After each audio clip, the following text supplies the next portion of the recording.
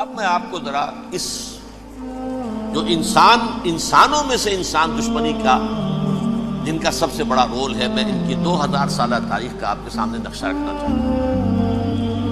ان 1400 سال کا تو میں نے صرف 4 آپ کو پوائنٹس بتائے۔ موسیٰ سے عیسیٰ تک 1400 برس علیہ السلام، 2 مرتبہ عروج، 2 مرتبہ زوال، اشیریوں کے ہاتھوں پٹوائی، بابلیوں کے ہاتھوں پٹانا، گریکس کے ہاتھوں مرمت، رومنس کے ہاتھوں مرمت۔ یہ جو 2000 سال ہیں، کیونکہ اب تو ظاہر بات ہے 21ویں صدی شروع ہو گئی، 20 صدیاں حضرت مسیح کو پوری ہو گئی۔ پہلی بات نوٹ کیجئے، حضرت مسیح کی پیدائش ہے سن 1 قبل مسیح۔ یہ نقطہ آپ نے کبھی سنا ہے یا نہیں؟ جب ملینیم کا سلسلہ شروع ہوا تھا پچھلے سال، تو میں نے بیان کر دیا تھا کہ ایک عجیب حساب کے اندر انہوں نے غلطی کی ہوئی ہے۔ حضرت مسیح کی پیدائش ہوئی 25 دسمبر کو، سن انہوں نے شروع کر دیا، اس کے بعد جنوری آئی تو پہلا سال شروع ہو گیا۔ اگر جنوری سے پہلا سال شروع ہوا تو یہ 6 دن جو ہے تو اس کے پچھلے سال میں تھے، لہذا کہا جائے گا کہ Jesus Christ was born 1 year before Christ, BC۔ تو 1 قبل مسیح میں حضرت مسیح کی پیدائش ہوئی۔ یہ آخری اسرائیلی نبی اور رسول۔ یہودی علماء کی مخالفت، دشمنی، سولی پر چڑھوا دینا میں بیان کر چکا ہوں۔ سن 33 عیسوی میں، جبکہ حضرت مسیح کی عمر 33 برس تھی، اللہ تعالیٰ نے انہیں زندہ آسمان پر اٹھا دیا، لیکن یہودیوں نے اپنے خیال کے مطابق انہیں سولی پر چڑھوا دیا، ان کی موت واقع ہو گئی۔ اگرچہ اس کے بعد یہ اختلاف ہے ان میں، یہودی کہتے ہیں وہ سولی پر چڑھ گیا، ختم ہوا، مر گیا۔ عیسائی کہتے ہیں نہیں، انتقال ہوا ہے مسیح کا صلیب پر، لیکن پھر وہ دوبارہ زندہ ہو گئے ہیں۔ ان کی لاش ایک غار میں رکھ دی گئی تھی، وہاں ریزریکشن ہو گیا، ان کا باعث بعد الموت وہی ہو گیا، اور پھر انہیں اللہ نے زندہ آسمان پر اٹھا دیا۔ تو ہمارے اور عیسائیوں کے درمیان نوٹ کر لیجئے، یہ چیز مشترک ہے کہ حضرت مسیح آسمان پر زندہ اٹھائے گئے۔ فرق کیا ہے؟ وہ سمجھتے ہیں کہ سولی دیے گئے، سولی پر مرے، پھر زندہ ہوئے، پھر گئے۔ ہم سمجھتے ہیں کہ نہیں، وما صلبوہ وما قتلوہ، انہوں نے نہ صلیب دے سکے انہیں اور نہ انہیں قتل کر سکے، بل رفع اللہ الیہ، اللہ نے اٹھا لیا۔ پھر ہمارا اور یہ اس کا عیسائیوں کا ایک اور اتفاق ہے، سیکنڈ کمنگ آف جیسس، حضرت مسیح دوبارہ آئیں گے۔ یہ عیسائیوں کا بھی عقیدہ ہے اور ہمارا بھی۔ بہرحال تو جیسا کہ میں نے عرض کیا کہ اس وقت یہ عذاب استیصال، عذاب اکبر کے مستحق ہو چکے تھے، لیکن اللہ نے ان کی مدت دراز کی ہے، لیکن ان پر دنیاوی عذاب کا ایک کوڑا جو ہے اللہ تعالیٰ کی طرف سے اسی وقت برسا۔ دنیاوی عذاب دنیا میں رہتے ہوئے ختم نہیں کیا ہے۔ 37 برس بعد، حضرت مسیح کے رفع سماوی کے 37 برس بعد، سن 70 میں یہودیوں نے بغاوت کی رومیوں کے خلاف۔ رومی ٹائٹس جنرل تھا ایک، اس نے پھر جو حملہ کیا ہے، 1,33,000 یہودی ایک دن میں قتل کیا یروشلم میں، اور ہیکل سلیمانی گرا دیا۔ وہ ہیکل پہلے بھی گرا تھا، پہلے 1400 سال کے دوران میں بھی نبوکدنضر نے گرایا تھا، لیکن پھر اس کے 150 سال بعد انہوں نے دوبارہ بنا لیا تھا، اس لیے وہ اسے سیکنڈ ٹیمپل کہتے ہیں۔ پہلا ٹیمپل جو حضرت سلیمان نے بنایا تھا، نبوکدنضر نے گرا دیا 587 قبل مسیح میں، پھر دوبارہ انہوں نے 150 سال کے بعد بنا لیا۔ وہ اس تاریخ کا حصہ ہے، میں نے جس کے بارے میں آپ کو تفصیل نہیں بتائی۔ اس میں یہ ہوا سن 70 میں وہ گرا دیا گیا، وہ آج تک گرا پڑا ہوا ہے۔ نمبر 2، یہ کہہ دیا گیا کہ یہودیوں اس ارض فلسطین سے نکل جاؤ، تم یہاں نہیں رہ سکتے اب۔ لہذا جس کا جہاں سینگ سمایا چلا گیا، یورپ میں چلے گئے، ایشیا میں آ گئے، عرب میں آ گئے، یہ 3 قبیلے جو رات بھی میں نے عرض کیا تھا، بنو قینقاع، بنو نذیر اور بنو قریظہ، یہ وہاں سے آ کے مدینے میں آباد ہو گئے۔ جس کا جہاں سینگ سمایا، افریقہ میں، ہندوستان میں، جہاں چلے گئے، ڈایاسپورا اسے کہتے ہیں، وہ آپ نوٹ کر لیجیے اس لفظ کو، ڈایاسپورا، ہمارا دور انتشار، جبکہ ہمیں ہماری اصل سرزمین تو فلسطین ہے، حضرت ابراہیم کا مسکن، حضرت اسحاق حضرت یعقوب کا مسکن فلسطین، یہ ہے ہماری اصل جاگیر، یہ تو ہماری جدی پشتی جاگیر ہے، لیکن یہاں سے نکال دیے گئے سن 70 عیسوی میں، اور وہاں سے لے کے 1917 تک ان کا ڈایاسپورا جاری رہا۔ یہ دور انتشار ہے۔ اس دور انتشار کے اب چند حصے ہیں جس کو میں چاہتا ہوں کہ آپ علیحدہ سمجھیں۔ دور انتشار کا جو پہلا جو ہے تقریباً 300 برس، رومی حکمران تھے، وہ یہودیوں کے بھی دشمن تھے اور عیسائیوں کے بھی دشمن تھے، عیسائی اور یہودی ایک دوسرے کے بھی دشمن تھے، لیکن رومی سمجھتے تھے کہ یہ ایک ہی تھیلی کے چٹے بٹے ہیں۔ رومیوں کے نزدیک عیسائی بھی یہودیوں ہی کا ایک فرقہ تھے، کوئی علیحدہ مذہب تو تھا ہی نہیں، لہذا رومی جو ہیں رومنز وہ ان دونوں کو ستاتے تھے، مارتے تھے، اور یہ آپس میں لڑتے تھے، یہودی عیسائیوں کو مارتے تھے، عیسائی یہودیوں کو مارتے تھے۔ یہ ہے 300 برس تک کی تاریخ۔ سن 300 عیسوی میں کیا ہوا؟ ایک معجزہ ہو گیا۔ بہت عظیم ایمپرر کانسٹینٹائن، قسطنطین اعظم، رومن ایمپررز میں سے بہت بڑا ایمپرر، وہ عیسائی ہو گئے۔ اب تو معاملہ بالکل تلپٹ ہو گیا، پوری سلطنت عیسائی ہو گئی۔ اب عیسائیوں کے عیش ہو گئے اور یہودیوں پہ مار پڑنی شروع ہوئی۔ اب عیسائیوں کا آپ خود سوچئے کہ جنہیں وہ خدا بنا بیٹھے ہیں، خدا کا بیٹا قرار دے رہے ہیں، ان کے قاتل کون؟ یہودی بدماش۔ لہذا ان کی وہ پٹائی شروع ہوئی ہے یورپ میں، پوری رومن امپائر میں انہیں ذلیل کیا گیا، شہروں میں آمد بند، علیحدہ رہو، گھیٹوز کے اندر رہو۔ یہودی کا نام جو ہے وہ گالی بن گیا، جیسے آج بھی یہودی گالی کہتے ہیں، جیسے خنزیر کا لفظ، آخر وہ بھی اللہ کی مخلوق ہے، لیکن آپ کو معلوم ہے کوئی شخص زبان پر نام نہیں لانا چاہتا خنزیر کا، سور کا، ہے تو مخلوق وہ بھی ایک حیوان ہے۔ ایسے ہی یہ یہودی گالی، جھوٹ گالی۔ لہذا ایک طرف تو ان دونوں کے درمیان دشمنی، جس کو قرآن کہتا ہے وَأَغْرَيْنَا بَيْنَهُمُ الْعَدَاوَةَ وَالْبَغْضَاءَ، ہم نے ان کے مابین دشمنی جو ہے پیدا کر دی، اور جب یہ پوری سلطنت عیسائی ہو گئی تو قافیہ تنگ ہو گیا یہودیوں کا۔ اب آئیے 571 عیسوی، یعنی جبکہ ڈایاسپورا کو کتنا عرصہ ہو چکا تھا؟ 500 برس۔ سن 70 سے شروع ہوا نا ڈایاسپورا، جب ٹائٹس نے گرایا ہے ہیکل کو اور نکال باہر کیا انہیں فلسطین سے، بھاگ جاؤ یہاں ایک یہودی بھی نہیں رہے گا، فلسطین سے نکال دیا۔ اس کے پورے 500 برس بعد سن 571 عیسوی میں حضور کی پیدائش ہوئی، ولادت باسعادت محمد رسول اللہ صلی اللہ علیہ وسلم۔ 610 میں آپ پر وحی کا آغاز ہوا، لیکن حضور کے ساتھ ان کا معاملہ کیا رہا؟ اول تو جبکہ حضور ابھی مکے ہی میں تھے، یہودیوں نے ریشہ دوانیاں شروع کر دی حضور کے خلاف۔ قریش مکہ کو سکھاتے تھے، پڑھاتے تھے، ان سے یہ پوچھو، ان سے یہ پوچھو، انہیں اس طرح تنگ کرو، ان سے یہ امتحان لو، یہ آپ کے علم میں ہے۔ سورہ بنی اسرائیل میں، سورہ کہف میں وہ سوالات میں امتحانی سوالات آئے تھے، ذوالقرنین کون تھا، اصحاب کہف کون تھے، تم رسول بنے پھرتے ہو تو بتاؤ، اور یہ روح کی حقیقت کیا بتاؤ۔ یہ ساری ریشہ دوانیاں کر رہے تھے بیٹھے ہوئے، ابھی وہیں پر حضور ابھی پہنچے بھی نہیں۔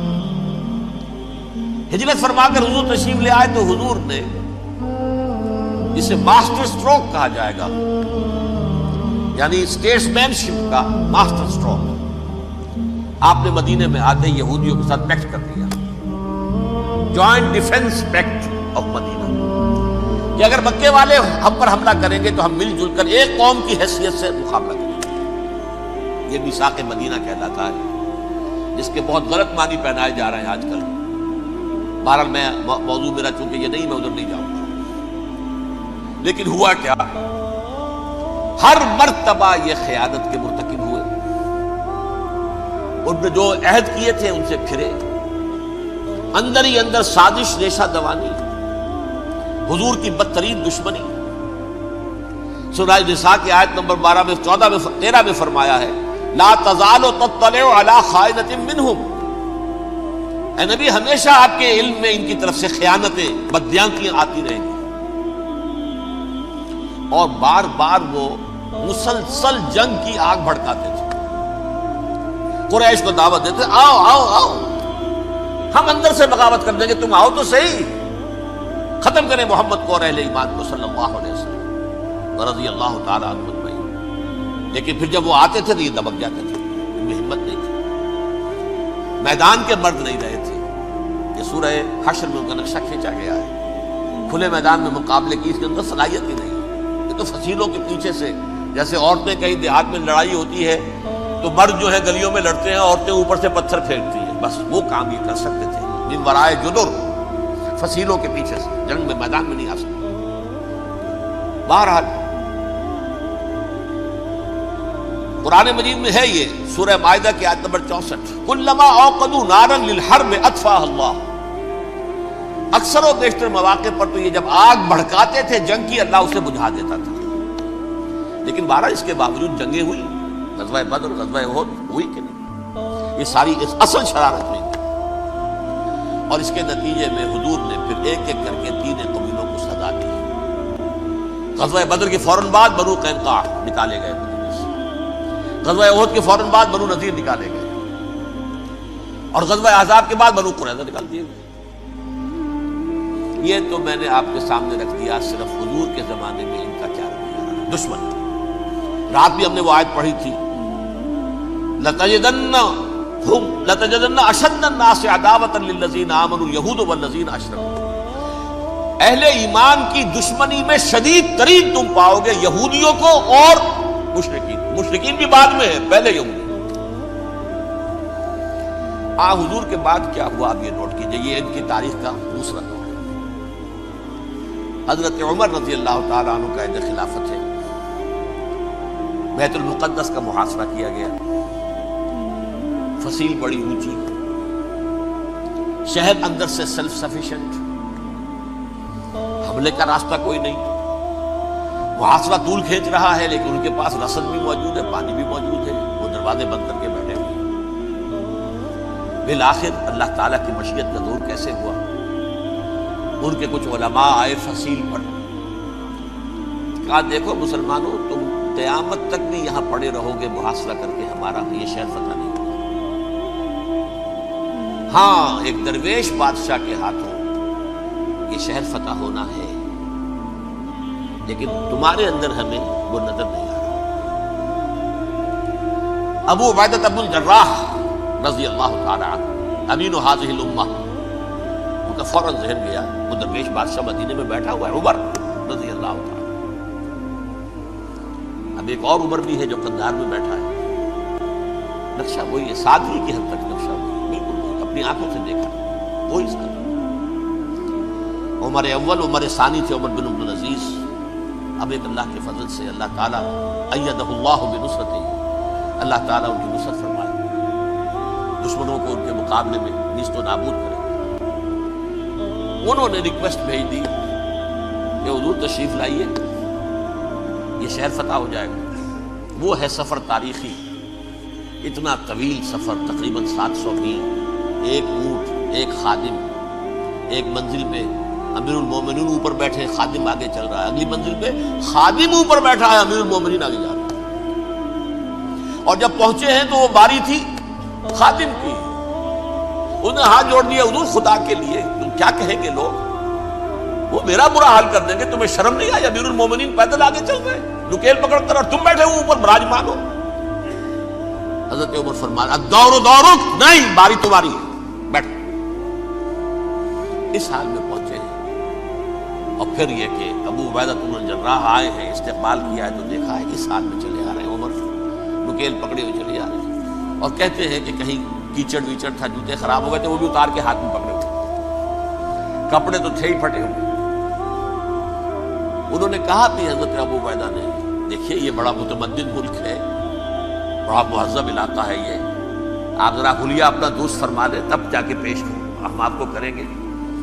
آپ نے فرمایا نحن قوم اعزنا اللہ بالاسلام ہم وہ قوم ہیں جنہیں اللہ نے عزت دی ہے اسلام کے ذریعے سے، کپڑوں کے ذریعے سے نہیں، دولت کے ذریعے سے نہیں۔ اسی حال میں گئے ہیں، اوپر سے انہوں نے کھڑے ہو کر نشانیاں دیکھی ہیں، اپنی کتابیں کھولی، ہاں یہ وہی ہے، اچھا لو جی سرنڈر، شہر تمہارے ہاتھ میں۔ خون کا ایک قطرہ نہیں بہا اور بیت المقدس فتح۔ لیکن اس وقت حضرت عمر نے ایک نرمی یہ کی کہ یہودیوں کے لیے بھی اسے اوپن سٹی قرار دے دیا۔ یہ احسان عظیم حضرت عمر کا۔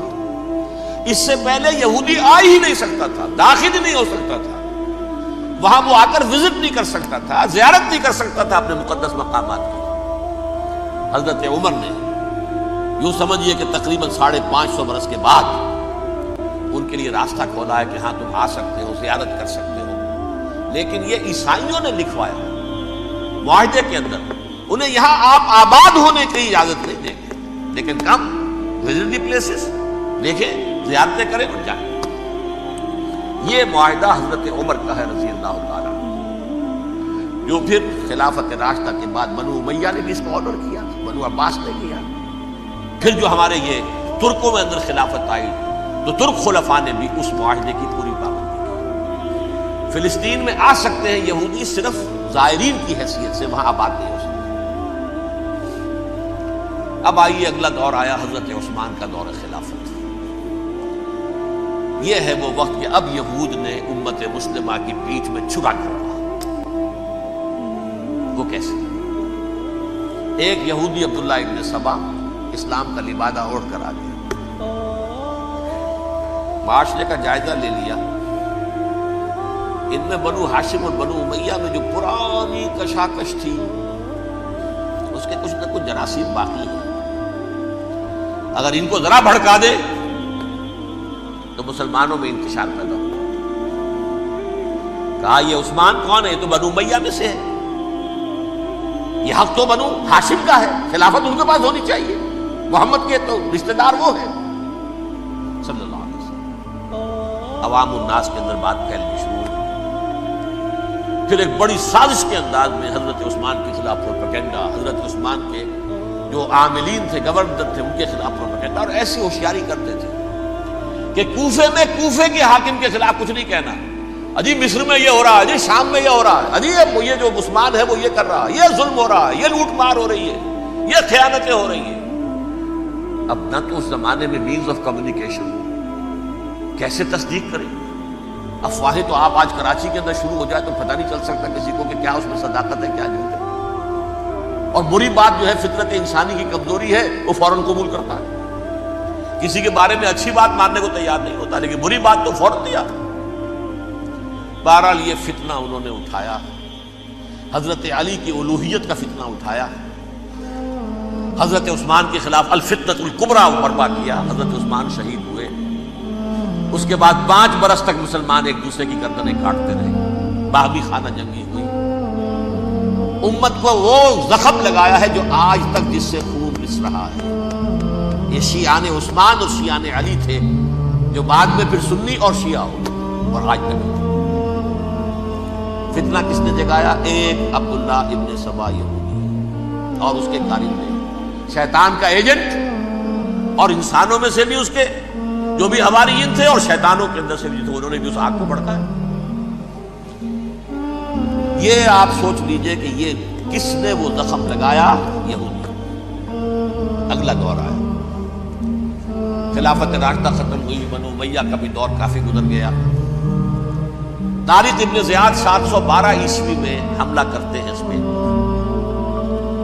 اسپین اس وقت عیسائیت کا بہت بڑا گڑھ، بڑے کٹر ترین عیسائی جو ہے وہ اسپین میں تھے، لہذا یہودیوں کی وہاں بہت پٹائی ہوتی تھی، میں بتا چکا ہوں، دشمنی تھی، یہ تو چلی آ رہی تھی عیسائیوں کے ہاتھوں یہودیوں کی۔ وہ تو سن 300 عیسوی سے ایمپرر کانسٹنٹائن کے بعد سے شروع ہو گئی تھی۔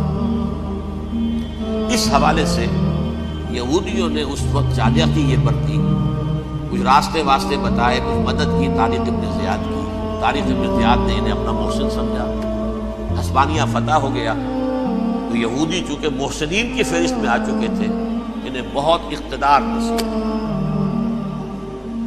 بڑی سپورٹ مسلمانوں نے دی۔ ان کے بڑے بڑے علماء جو اسی دور کے اندر پیدا ہوئے، بڑے بڑے تھنکرز ان کے اسی دور میں پیدا ہوئے۔ بن گوریون جو کہ ایک وزیر اعظم تھا اسرائیل کا، اس نے یہ لکھا ہے اپنی کتاب میں، Muslim Spain was the golden era of our diaspora. وہ ڈائسپورا جو 70 عیسوی سے شروع ہوا تھا اور 1917 عیسوی تک جاری رہا ہے، اس میں سے گولڈن ایرا ہمارا جو تھا وہ مسلم اسپین تھا۔ ہسپانیہ میں بیٹھ کر ہم عیش کیے، لیکن وہاں سے انہوں نے اور جو کچھ کیا، یہ تو داستان کے اندر بہت سے گوشے ہیں، لیکن میں جس اسٹریٹ لائن میں چل رہا ہوں اس کے اعتبار سے ایک بات سمجھ لیجیے، وہاں بیٹھ کر انہوں نے اب عیسائیت کی پیٹھ میں چھڑا پروٹیسٹنٹ مذہب پیدا کیا، تقسیم کر دیا، جیسے شیعہ سنی کی تقسیم، عبداللہ ابن سبا، رومن کیتھولک اور پروٹیسٹنٹ کی تقسیم، یہودی علماء۔ ہوتا کیا تھا، ہسپانیہ کی یونیورسٹیاں ہیں، کارڈووا میں ہے، ٹولیڈو میں ہے، گریناڈا میں ہے، غرناطہ، قرطبہ، تولیتلا، اور وہاں آتے تھے لوگ، فرانس سے چلے آ رہے ہیں نوجوان پڑھنے کے لیے، جرمنی سے چلے آ رہے ہیں، اٹلی سے چلے آ رہے ہیں، 3 ہی ملک قریب ترین پڑھتے ہیں سینٹرل جو یورپ کے۔ یہاں پر جو ہے وہ اسلام جو نور پھیلا رہا تھا اس سے بھی مستفیض ہوئے، جہالت کے جو ہے پردے ان کے وہ چھٹے، اس کے ساتھ ہی وہ یہودی وہاں ان کے اندر جو جراثیم داخل کر رہے تھے وہ اس عیسائیت کے خلاف بغاوت تھی، جو اس وقت دنیا میں عیسائیت اس وقت تھی، پوپ کا راج تھا دنیا میں اس وقت۔ یورپ میں جو عیسائیت تھی اس میں ایک طرف بادشاہ تھے، لیکن بادشاہوں کی حیثیت وہاں پر یوں سمجھ لیجئے کٹ پتلیوں کی تھی، اصل قوت پوپ کے ہاتھ میں تھی۔ اور پوپ کو انہوں نے جیسے قرآن میں کہا اتخذوا احبارهم ورهبانهم اربابا من دون اللہ، کیونکہ سینٹ پال نے شریعت موسوی ساقط کر دی تھی تو اب شریعت تھی ہی نہیں، پوپ کو اختیار تھا جس چیز کو چاہے حلال قرار دے دے، جس چیز کو چاہے حرام قرار دے دے۔ اتخذوا احبارهم ورهبانهم اربابا من دون اللہ۔ انہوں نے کہا صاحب یہ پوپ کس بلا کا نام ہے، یہ بھی انسان ہے۔ بات تو ٹھیک تھی نا، اصل حیثیت تو کتاب کی ہونی چاہیے، ڈیوائن بک، دی ریویلڈ اسکرپچر۔ لہذا اور یہ کتاب ہر شخص پڑھ سکتا ہے، کوئی پوپ کے باپ کو جو ہے کوئی اس کے لیے پروپرائٹری رائٹس تو نہیں ہے کہ صرف پوپ پڑھ سکتا ہے یا پادری پڑھ سکتے ہیں، ہم بھی پڑھ سکتے ہیں، ہم بھی سمجھ سکتے ہیں۔ یہ باتیں تھی کہ جن کو بڑھا چڑھا کر بیان کر کے اور پوپ کا اقتدار ختم کرا دیا اور توجہ مرکوز کر دی بائبل کی طرف۔ اب بائبل میں بڑا حصہ تو اولڈ ٹیسٹامنٹ کا ہے۔ نتیجہ کیا ہوا، یہود کی عظمت پروٹیسٹنٹس کے نزدیک مسلم ہو گئی۔ اصل قوم تو یہ ہے، وہ دشمنی بدلی کہ نہیں بدلی؟ موسیٰ کے امتی یہ ہے، تورات موسیٰ کو دی گئی، ابراہیم کی نسل یہ ہے۔ لہذا وہ جو دشمنی تھی، جو عداوت تھی کہ ہمارے خدا کو سولی چڑھانے والے ہیں یہ بدماش، اس کا ازالہ ہوا اس پروٹیسٹنٹ مذہب کے نتیجے میں۔ یہ میں اب آپ کو بتاتا ہوں کہ ایک نتیجہ وہ نکلا ہے جسے برٹرنڈ رسل نے بیان کیا ہے، اس کی کتاب ہے ان پریز آف آئیڈلنس، صفحہ 108۔ وہ لکھتا ہے the Christians retaining the Judaic belief in special revelation added to it the Roman desire for world wide domination and the Greek taste for metaphysical subtleties. The combination produce the most fiercely persecuting religion that the world has yet known. یہ 3 چیزیں آ کر عیسائیت میں مل گئی۔ ایک تو جب یہ اولڈ ٹیسٹامنٹ جو ہے وہ ان کے ہاتھ میں آ گئی، اور اس کے میں کچھ آپ کو بتا دیتا ہوں کہ اولڈ ٹیسٹامنٹ کی تعلیمات، کیونکہ یہ اولڈ ٹیسٹامنٹ جو ہے یہ محرف تھی، اصل تورات تو گم ہو گئی تھی 587 قبل مسیح میں، جب پہلی مرتبہ ہیکل جو ہے تباہ ہوا ہے، اس وقت ختم ہو گئی تھی۔ اس کے کوئی 150 سال کے بعد انہوں نے یادداشتوں سے مرتب کر کے لکھی ہے۔ اب اس میں ان کے اپنے خیالات، اپنے امانی، اپنی توجیحات وہ شامل ہو گئی۔ لہذا میں آپ کو حوالے دیتا ہوں، اس کتاب کے اندر مظالم کی جو تعلیم دی گئی ہے اہل کتاب نے اپنے مظالم قتل عام کے جواز کے لیے تورات میں تبدیلیاں کی اور پیغمبروں پر دہشت ناکی اور بدترین حرام کاری کے الزامات لگائے. سنیے، پہلا حوالہ ہے یہ گنتی باب 31 آیات 17-18. اس لیے ان بچوں میں جتنے لڑکے ہیں سب کو مار ڈالو، اور جتنی عورتیں مرد کا منہ دیکھ چکی ہیں ان کو بھی قتل کر ڈالو، لیکن ان لڑکیوں کو جو مرد سے واقف نہیں اور اچھوتی ہیں اپنے لیے زندہ رکھو. یہ کسی اللہ کی کتاب کا یہ جملہ ہو سکتا ہے؟ کسی ریویل بک کا؟ اور سنیے، یہ ہے استثناء ڈیٹرانومی باب 20 آیت 16-18. پر ان قوموں کے شہروں میں جن کو خداوند تیرا خدا میراث کے طور پر تجھ کو دیتا ہے، کسی ذی نفس کو جیتا نہ بچا رکھنا، جیسا خداوند تیرے خدا نے تجھ کو حکم دیا بالکل نیست کر دینا.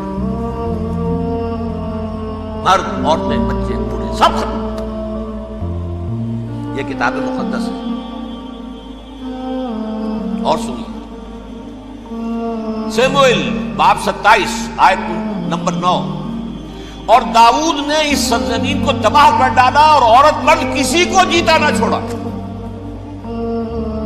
نمبر 4، ان سب آباد شہروں کو ماں، عورتوں اور بچوں کے بالکل نابود کر ڈالا.